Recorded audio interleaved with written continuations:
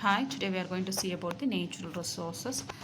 First, let us see the definition. The source which are useful to man or can be transformed into useful product is referred as the natural resources.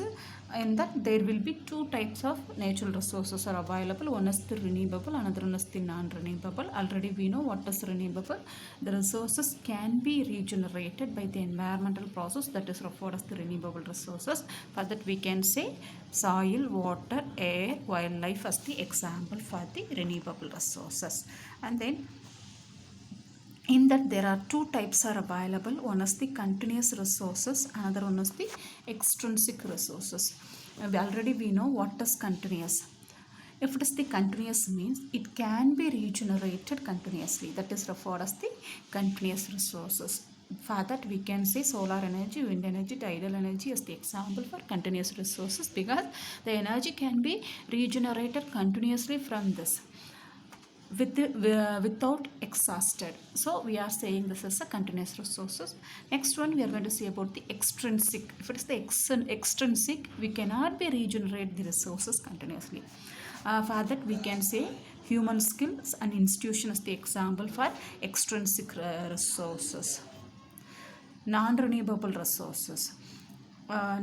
We know what is non-renewable, the resources that cannot be regenerated by the environmental process, that is referred as the non-renewable resources. For that we can say minerals, coal, oil, natural gas, groundwater as the example for non-renewable resources, because it requires more time to more time to generate that. So we are saying this is a non-renewable resources. Now we are going to see about the forest resources. Already we know the forest resources is a renewable one, and then 1/3 on the earth's surface is covered by the forest, and then it provides so many useful products like fuel wood, coal, furniture, etc. There are three types of forests are available. One is the evergreen forest, another one is the deciduous forest, third one is the coniferous forest. Among them, first we are going to see about the evergreen forest. Evergreen forest found in the equatorial region, and then there it requires high rainfall to maintain the green condition. Here we can find the rainfall throughout the year, so that all are appears in a green manner. So this forest is named after the evergreen forest.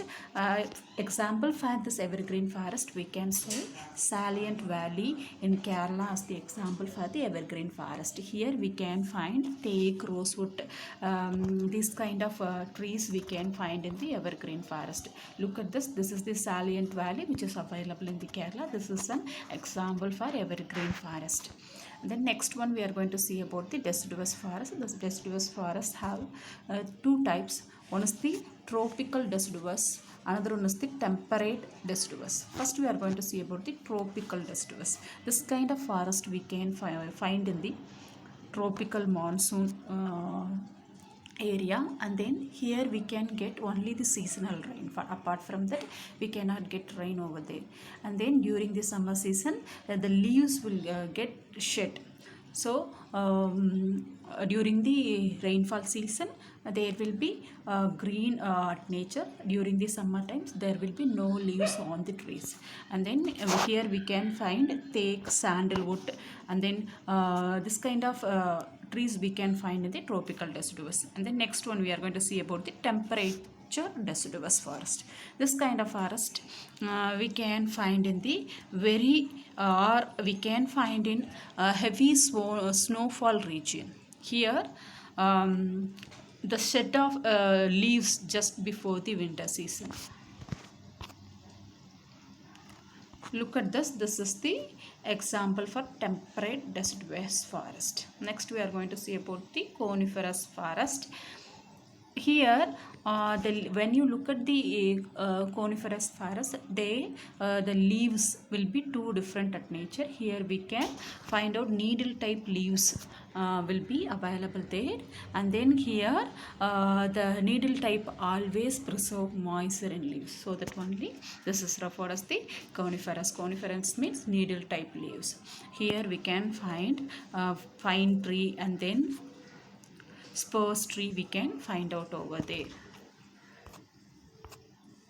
Next one, we are going to see about the functions of forest. It is required or it is important to human and nature. Without forest, there will be no season on the nature. And the next one, habitat to plants and animals, wildlife. It require compulsory. The forests are compulsory for the habitat to plants, animals and wildlife. And then to recycle rainwater, we require the forest. And then purify the atmospheric air, we require the forest. And then to control the water quality, we require the forest. And then maintain the humidity on the air, always we require the forest. And then prevent the soil erosion, we require forest. And then promote the tourism and give the aesthetic beauty, always it require the forest. So without forest, these function cannot be proceed, so we require the forest. Now we are going to see about the uses of forest. First we are going to see about the commercial uses. First let us see the commercial uses. We can use wood fuel as the fuel for the tribal people. So with that we can get a income. So this is referred as the commercial use. And then it provides raw material for paper, pulp and then timber industry. So it provides so many raw material for so many industries. So this is referred as the commercial values, which is our commercial uses, which is obtained by the forest. Next one, provide gum and then resins and dyes. And then it provides medicine, drugs, and also it provides honey, ivory, hides. And then the forest used for mining, grazing and dam building dam. So these are the commercial values which is obtained by the forest. Next we are going to see about the ecological uses. Oxygen production during photosynthesis is happened with the help of this forest. And then reducing global warming by reducing carbon dioxide gases.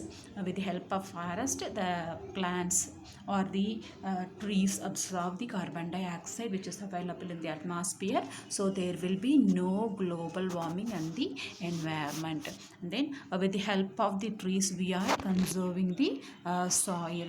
So the trees of the root bind the soil so tightly, so there will be no soil erosion, so there will be conservation of soil takes place over there. And then the regulation of hydrological cycle is happened by the forest. And then pollution, the forest are referred as the pollution moderators because it dilute all the unwanted impurities from there.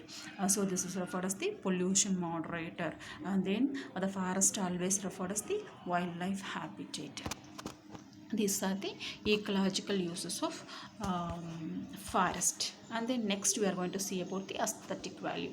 With help of aesthetic value, we can make mat, basket, cuts with the help of bamboo. And then the leaves, fruits, flowers and seeds of the trees are used as a food for the tribal people. And then alcoholic drinks and medicines are obtained from the forest. And then oil for lighting and cooking are obtained from the forest. These are the aesthetic value. And then tourism provides income for the government. Now let us see, when we exploit or over exploitation of forest, it will create it will create a very big environmental problem. Let us see one by one. Due to overpopulation, always the exploitation of forest takes place. Now let us see what are the source or causes for the over exploitation of forest. First one, increasing agricultural production. And then second one is the increasing industrial activity. And third one is the wood demand. For that we are going for the over exploitation of forest. First we are going to see about the deforestation. Deforestation, the first let us see the definition. If it is the deforestation, means the removal of forest, the removal of forest resources due to by many natural or man-made activities, that is referred as the deforestation. Now let us see the causes of deforestation. Due to developmental project, mining operation, for requirement of raw material for industries, fuel requirement, shifting cultivation, forest fires, we require the, or we are going for the deforestation. First, let us see what is developmental projects.